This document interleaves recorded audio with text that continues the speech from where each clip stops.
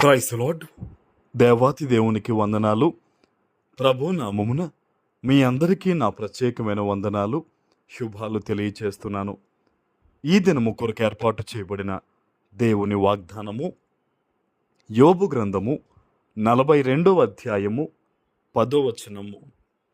మరియు యోబునకు పూర్వము కలిగిన దానికంటే రెండంతలు అధికముగా యెహోవా అతనికి దయచేసెను.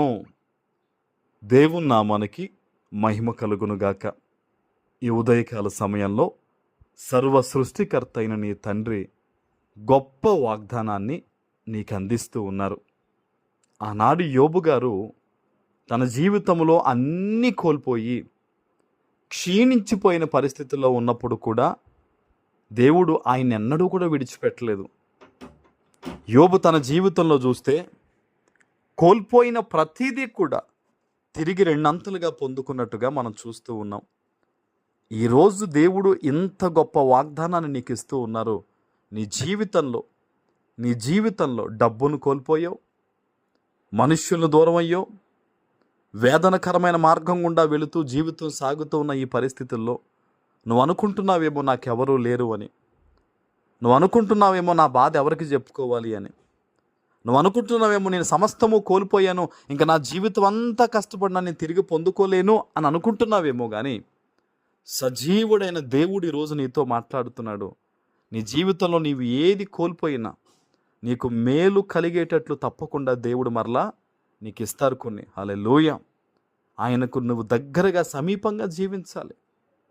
బాధల్లో ఉన్నావని, ఇబ్బందుల్లో ఉన్నావని నువ్వు దేవునికి దూరంగా ఉండకూడదు.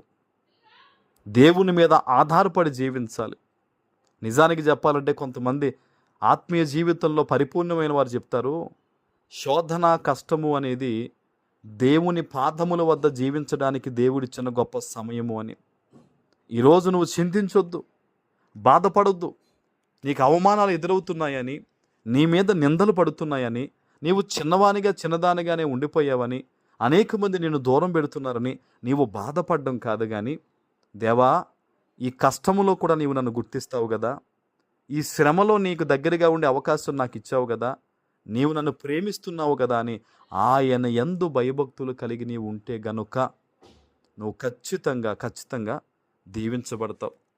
సర్వాధికారి అయిన ప్రభు ఈ ఉదయకాల సమయంలో నీతో మాట్లాడుతున్నాడు. సర్వ సృష్టికర్త అయిన నీ తండ్రి నిన్ను బలపరుస్తూ ఉన్నాడు. యోబును చూచినప్పుడు తన భార్య కూడా చెప్పిందంట, దేవుణ్ణి దూషించి చచ్చిపోవని. కానీ దేవుడు యోబు ఒకటే అన్నాడు, యెహోవా ఇచ్చెను, యెహోవా తీసుకొనెను.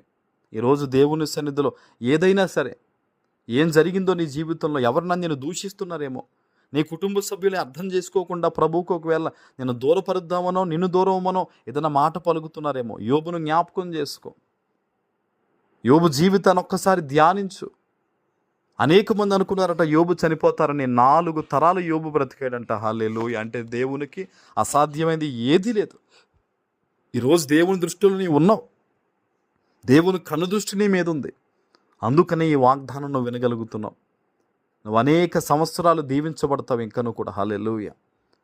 నీవు అనేక మందికి పెట్టే వ్యక్తిగా దేవుడు నిన్ను దీవిస్తాడు. దేవునికి సమీపంగా జీవించు. పాపము అనే దానికి దూరంగా ఉండు. దేవుని కొరకు మేలు చెయ్యి.